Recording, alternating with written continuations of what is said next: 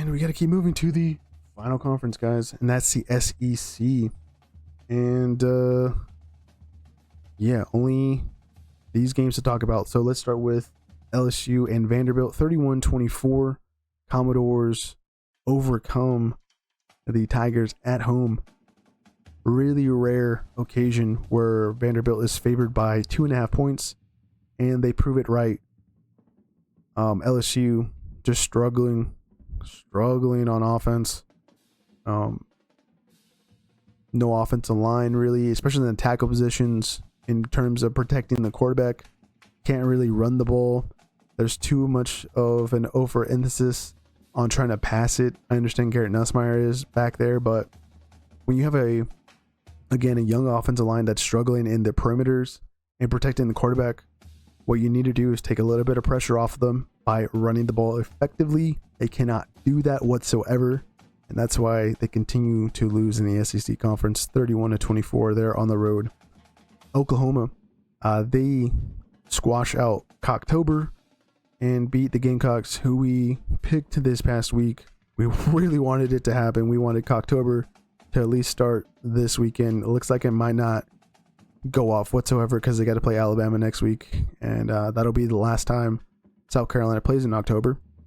26-7 there. John Mateer bouncing back after losing in the Cotton Bowl. Texas A&M, they beat Arkansas 45-42. Get out alive there in Fayetteville and continue to be undefeated. Not continuing to be undefeated. Ole Miss, they lose to Georgia 43-35. The Bulldogs, they just wanted it more there in Athens, and ultimately that's why they beat Ole Miss and hand them their first L. Mississippi State, they went down to Gainesville and almost do the job and almost prove us right. Florida was favored by 8.5 points. We did not believe in that whatsoever. We know that there's certain weapons that the Bulldogs out of Starkville have, and yeah, they took Florida to their limits. There are murmurs that this might be the final weekend for Billy Napier, even winning there at home. I guess it's just not good enough when it's Mississippi State, who's actually a decent team. They've just been playing better teams so far this season, and yeah, they continue to lose in the Southeastern Conference. But Florida staying afloat there in Gainesville, 23-21 again.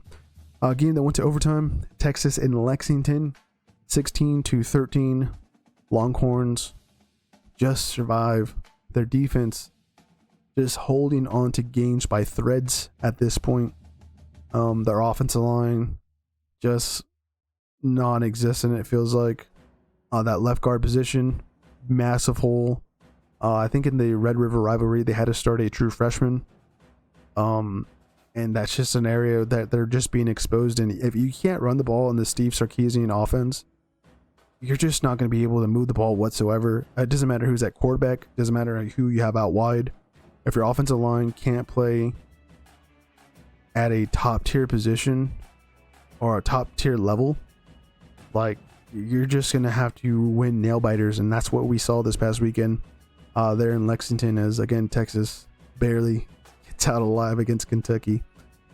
Alabama beats Tennessee in the third weekend in October. Once again, we have a great matchup, somewhat, even though it was mostly all Alabama.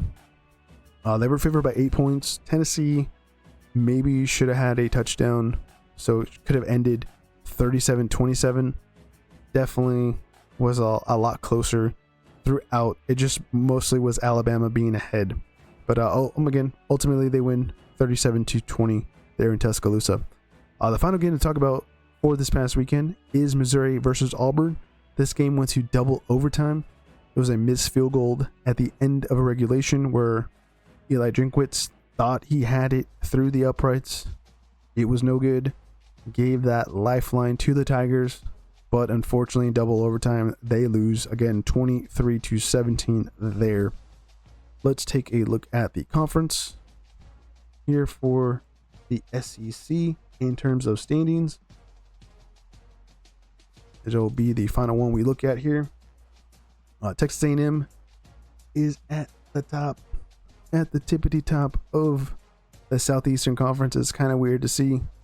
They are undefeated overall and undefeated again in conference play. Alabama is the only undefeated team left as well in conference play. They have just the one loss to Florida State earlier this year. Georgia, one loss. Ole Miss, one loss. Texas, one loss. That was to Florida. Missouri, they lost to Alabama. Oklahoma, they lost to Texas.